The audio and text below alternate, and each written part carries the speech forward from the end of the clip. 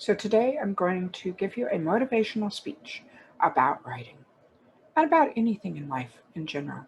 So if that sounds like something you would be interested in, stick around. Make sure you're subscribed to my channel if you would. You wouldn't believe how many people actually watch my videos but don't subscribe, I can tell. And if you like this video, give it a thumbs up if you would. And, oh, yeah, hit the bell so you get notified when I have new videos out. And the spiel is over, and we'll get started here in just a moment.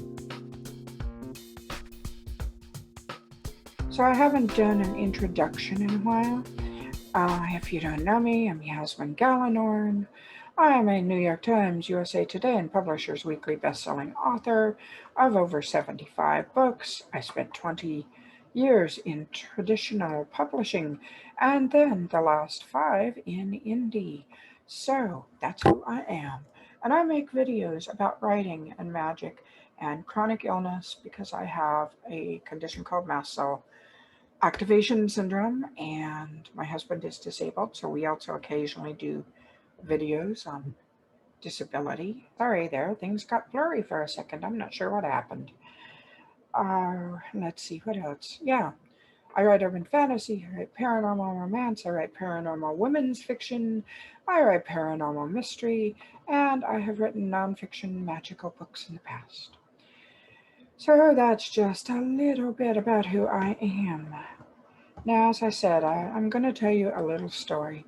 I may have talked about this briefly in other videos. I have actually told the story a lot during workshops that I've done for writers. So in 1993, Sam and I had gotten married in May, and by December, I had pneumonia. Didn't realize I had pneumonia. I thought it was just a bad cold. We didn't have health insurance, so I hadn't gone to the doctor. Sam was working, I think at Denny's or something, at a restaurant, while he was getting the last classes in his degree.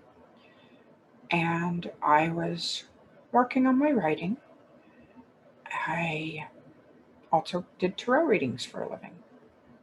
So that's what we were doing back then. I was watching TV one night. It was December 16th. And oddly enough, I just suddenly realized something. December 16th is the anniversary of my mother's death, and it's the day that I almost died.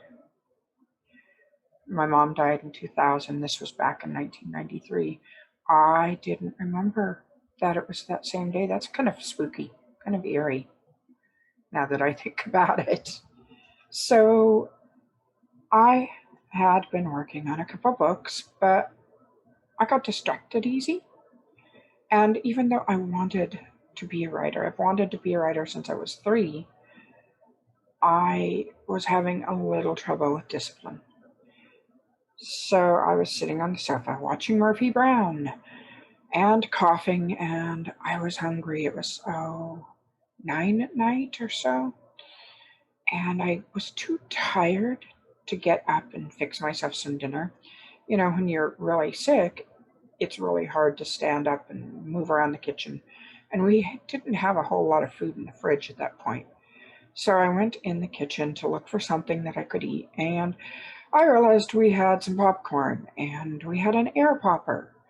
And so I popped a bunch of popcorn, and I took it back to the sofa, and I sat down, and I was starting to eat.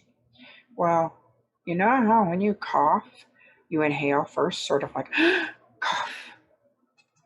Yeah, I did that, and I did not realize I had an unpopped kernel of popcorn in my mouth, and it went down my windpipe, and I couldn't breathe.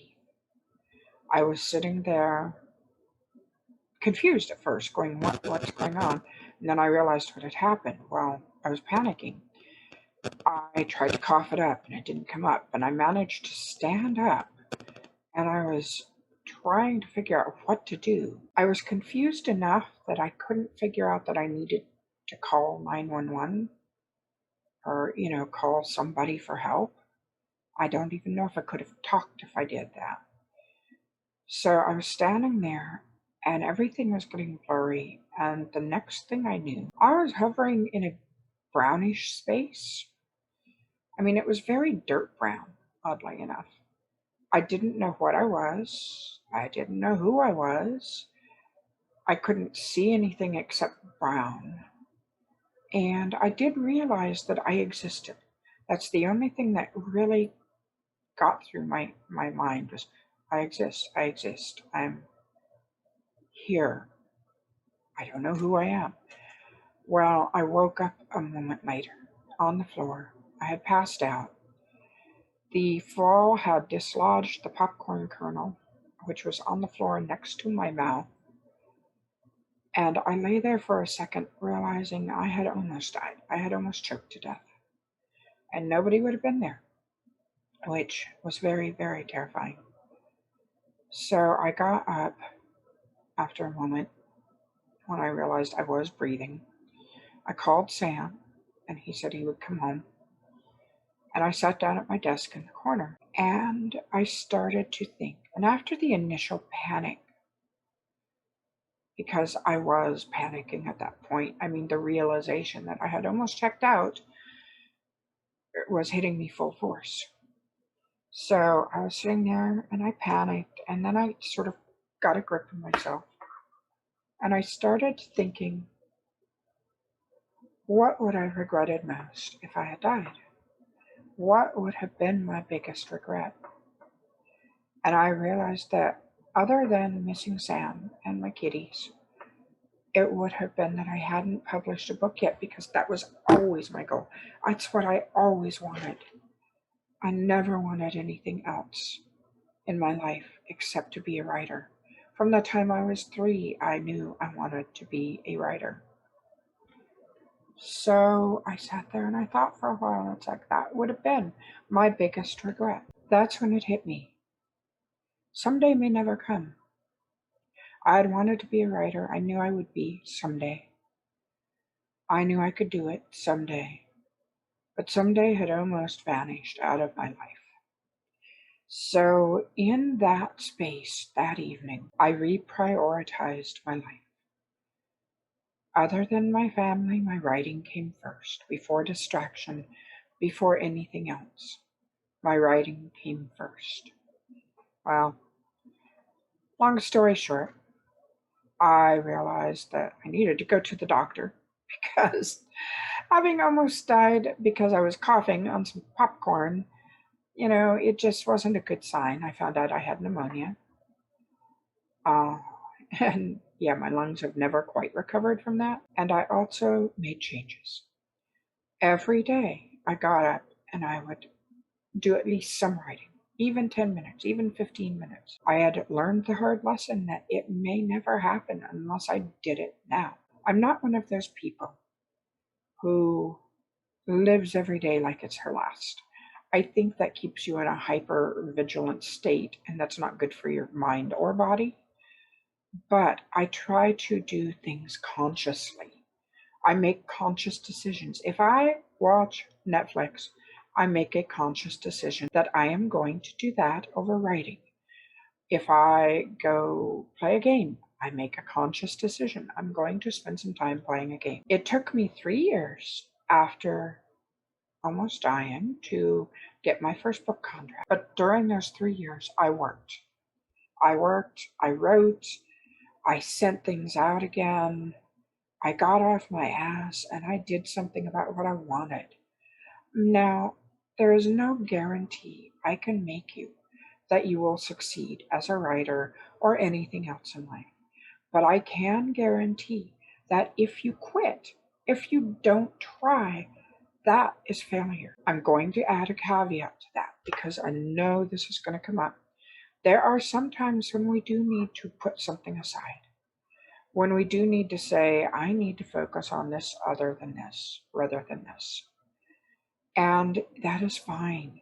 That is making a decision and prioritizing what is important in your life. But if you do want something, you have to go after it. You can't wait for it to come to you. It is not going to drop in your lap on a silver platter. You have to go after it. You have to at least put the energy towards it on a mental level. It's like the law of attraction. What you What you think of, what you focus on is what you will attract. If you focus on, I want to make a success out of painting or writing or opening my own business, and you do the mundane, you do the practical, you have a much better chance of success. Focusing, intent, and actually following through, that's what will get you where you want to go.